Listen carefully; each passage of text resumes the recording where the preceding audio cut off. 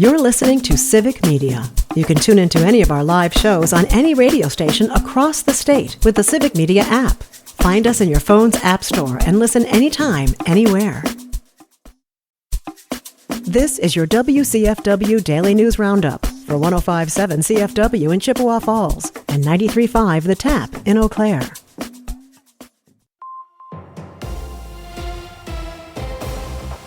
For WCFW News, I'm James Kelly.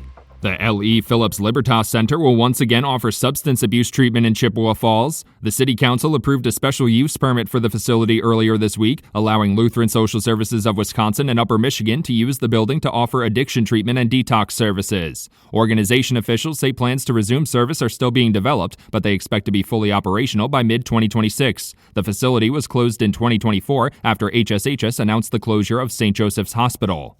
One person was killed and another injured after slick road conditions led to a collision in St. Croix County on Thursday. According to the St. Croix County Sheriff's Office, the collision occurred just before 7 a.m. on State Highway 64 near Stanton Township. Their investigation determined that a man traveling westbound on the highway lost control of his vehicle due to the slick road conditions and collided with a car traveling eastbound. The westbound driver was killed in the crash, and the eastbound driver was taken to the hospital with unspecified injuries.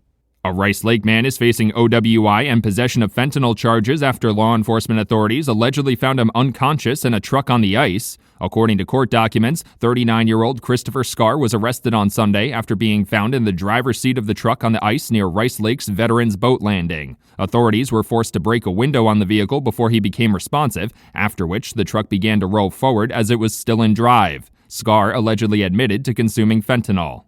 The Wisconsin Department of Public Instruction is seeking sponsors for their 2025 Summer Food Service Program. The initiative is meant to provide Wisconsin kids in economically disadvantaged and rural areas with access to essential nutrition during the summer months. The agency is looking for sponsors like schools, local government agencies, tribal organizations, and faith-based organizations to be part of the initiative. Interested organizations must contact the program coordinator and submit their sponsor application by June 15th.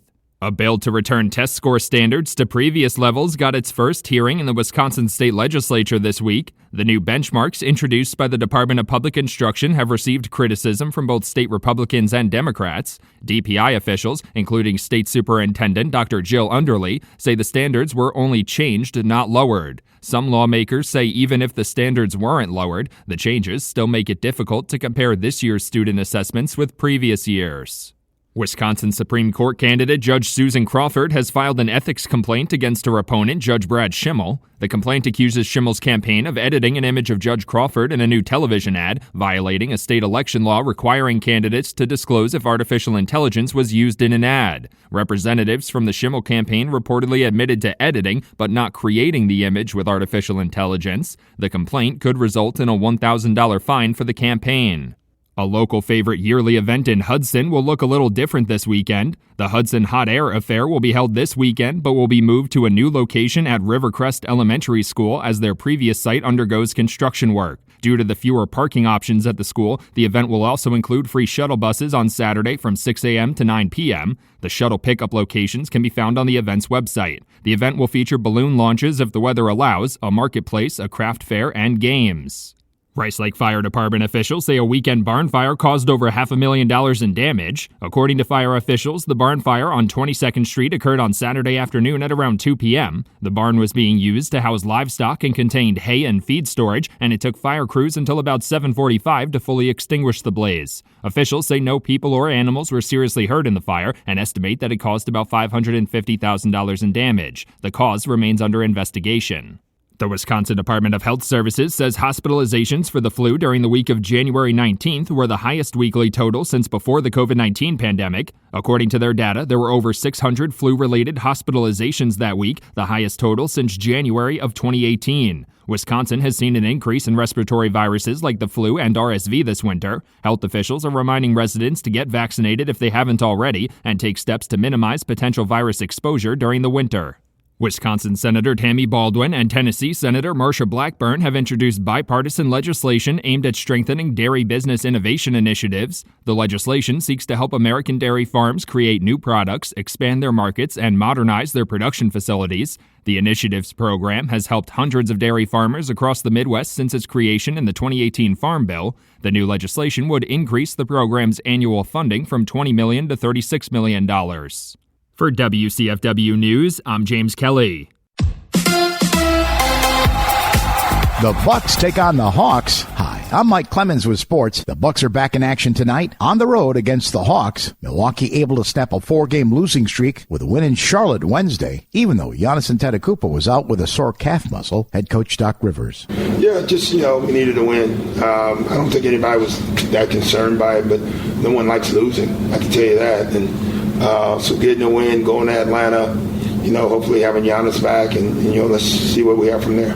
The Bucks confirmed that their mega trade sending Chris Middleton to the last-place Wizards has been approved by the NBA, the team adding Kyle Kuzma from Washington and center Jericho Sims from the Knicks. Marjon Beauchamp was sent to the Clippers in exchange for guard Kevin Porter Jr. In college hoops, Wisconsin takes on Iowa at the Carver Hawkway Arena in Iowa City tomorrow, game time at 12 noon. With sports, I'm Mike Clemens. On your entertainment beat, I'm Conrad Krieger. Well, if you're looking for a comedy movie, there isn't a bunch that catch my eye right now. But I watch You're Cordially Invited with Will Ferrell and Reese Witherspoon on Amazon Prime. If you're looking for a movie to just make you laugh, this is definitely it. Will Ferrell plays an overbearing dad, Jim, that wants to give his daughter, Jenny, the wedding of her dreams. Which is the same for Reese Witherspoon, Margot, who is overconsumed by her job, but wants to give her sister a beautiful wedding. Only thing is, the venue gets double booked, and Jim and Margaret fight over the beautiful island venue. Jim and Margaret try to sabotage each other's weddings. Little do they know how much they are hurting their loved ones. I mean, Jim even wrestles a gator in his bed. Don't ask me why this is in the film. This film isn't scoring that well on Rotten Tomato, as it's getting 49% critic score and a 36% audience score. But if you're just in the mood for some laughs, this movie will definitely do that. For your superhero fans and animation lovers, Invincible Season 3 has come out on Prime Video. It follows Mark Grayson, Stephen Yang, as an average teenager who discovers he's a son of the all-powerful Omni-Man. Soon after, he learns that he has powers too, when he finds out his father was actually sent to enslave the Earth and not protect it. He's forced to choose between humanity and family. The show was debuted with a 100% fresh critic score. Get all of Season 3 on Prime Video. The first trailer for Marvel's Fantastic Four: First Steps has dropped, seeing Pedro Pascal as Reed Richards, Vanessa Kirby as Sue Storm, Joseph Quinn as Johnny Storm, and the Bears' Ebon Moss-Bachrach becoming Ben Grimm, aka The Thing. It's a fast trailer that shows what you can expect from CGI to the cast as the characters. Check out the trailer on YouTube. Fantastic Four: First Steps hits theaters July 25th of this year. Well, the big game is this Sunday, and with that comes funny, maybe outdated, and sometimes horrible commercials. A few brands have already rolled out their commercials, like Pringles, who features Adam Brody, that centers on the fear of running out of Pringles. Michelob Ultra takes us to pickleball, where Willem Dafoe and Catherine O'Hara compete as a team for a glass of Ultra. Catch the commercials, and maybe Travis Kelce proposing to Taylor Swift after the Super Bowl. Catch it this Sunday at 5:30 p.m. If you're looking to hit the theaters or stay in, here are a couple movies that are releasing this week. Renner, starring Marcia Gay Harden and Frankie Muniz, is about a computer genius that invents an AI life coach to help him find love. But things change when he accidentally programmed his mother into the code. Kinda Pregnant stars Amy Schumer as Lainey. As her plans to settle down and start a family fall apart, she puts a fake baby bump and tells a lie and accidentally falls for her dream guy. For more showbiz fun, tune into Nightlight with Pete Schwaba, weeknights from 6 to 8 p.m. on the Civic Media Radio Network. We have some snow on the way late tonight through Saturday, 4 to 6 inches or more of accumulation possible by the time everything winds down late Saturday afternoon. So stay tuned for updates on that. Today, a mix of clouds and sunshine with a high of 21. I'm meteorologist Sean Cable. Currently, it's 3 above.